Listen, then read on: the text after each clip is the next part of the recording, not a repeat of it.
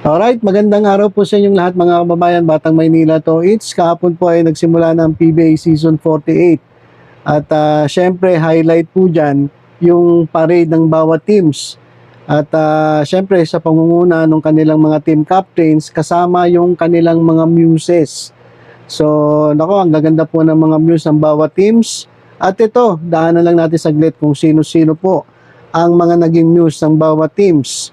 So dito po sa sa tropang talk and text mga kababayan ay si Atasha Mulak ang kanilang muse. Dito naman po sa Phoenix Fuel Masters si Yuki Takahashi. Ayan po yung kanilang muse. Dito naman po sa Ginebra San Miguel. Ayan, syempre si Heaven Paralejo. Ayan. Pagkatapos po sa Northport Batamper, si Angel Santos. At sa Meralco Bolts, ang kanilang muse ay si Kaizen de la Serna. Ayan. So magaganda po silang lahat. Dito naman po sa Magnolia Hot Shots, ito po, sikat na singer. At GMA artist Julian San Jose. Yan. Dito naman po sa San Miguel Beerman, si Frankie Russell. At dito naman po sa Converge Fiber Xers, ang kanilang muse ay si Iskaela Yaena Fujimoto. Ayan mga kababayan. At dito naman sa Blackwater Bossings, etong kanilang muse ay si Herlin Budol.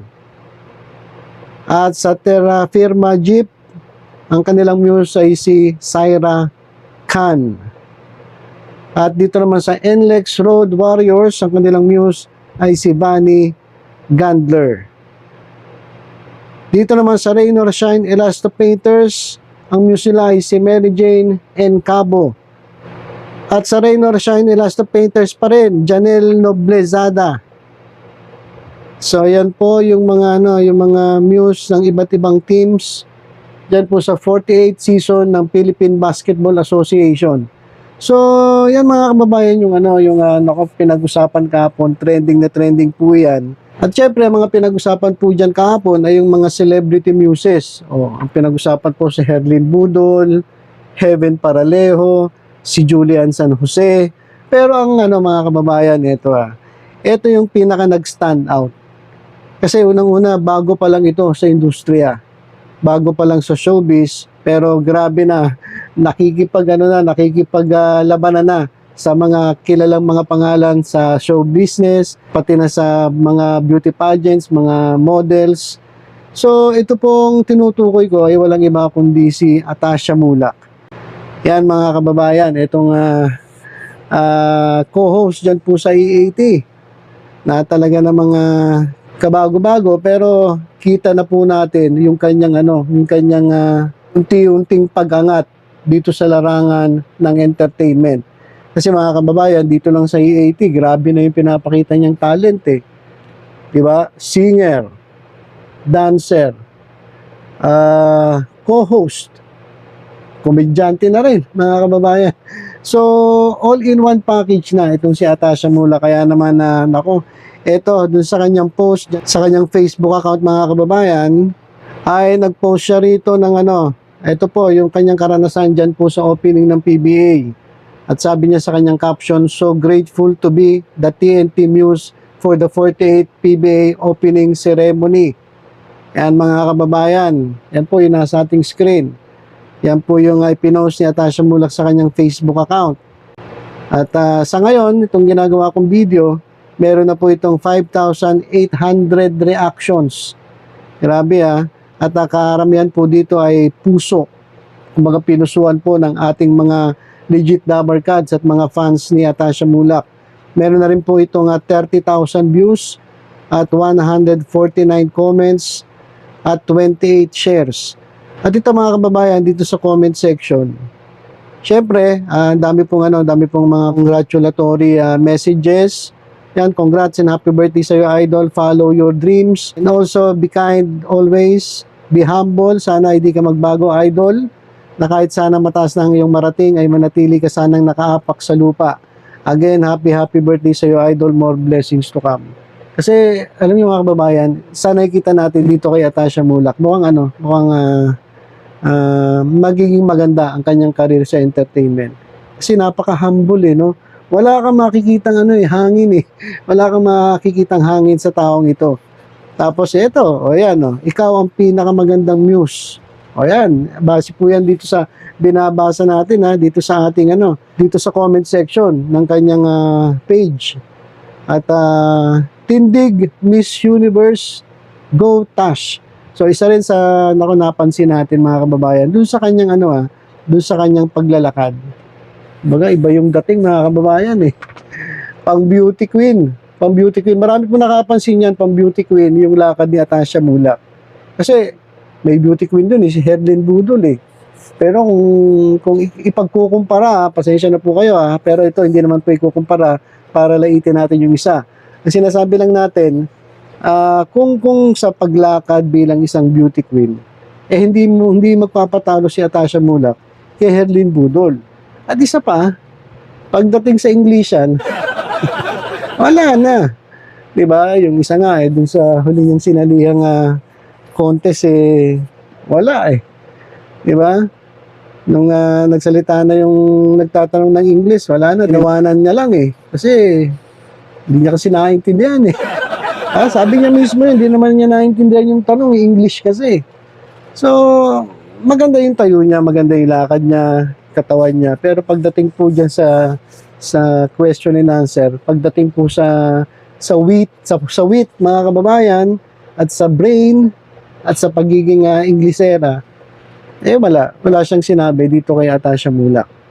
At nandyan din si Heaven Paraleo, isang napakagandang artista, napakagaling umarte. Pero kung ikukumpara dito kay Atasha, mukhang dikit ang laban. Hindi basta-basta magpapatalo si Atasha kahit na baguhan pa lang siya dito sa show business. At dito naman kay Julian San Jose, ito naman si Julian may sariling career. Hindi naman siya pumasok sa mga beauty pageants, sa talagang singing career ang talagang pinasok ni Julian San Jose at acting career. Pero itong si Atasha Mulak, mukhang mas malayo pa ron, mas malawak ang kanyang mararating. Magaling na singer, magaling na dancer, magaling na host, at matalino. Inuna yung pag-aaral bago pag-artista.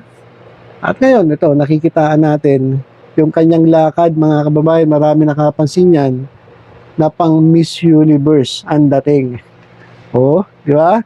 Ayan mga kababayan, yung napansin ng ating mga legit Dabarkads at mga fans ni Atasha Mulak, na baka dumating ang araw itong baguhan sa showbiz na ngayon ay talaga na mga yung pangalan niya unti-unting pumapaimbulog dito sa mundo ng showbiz.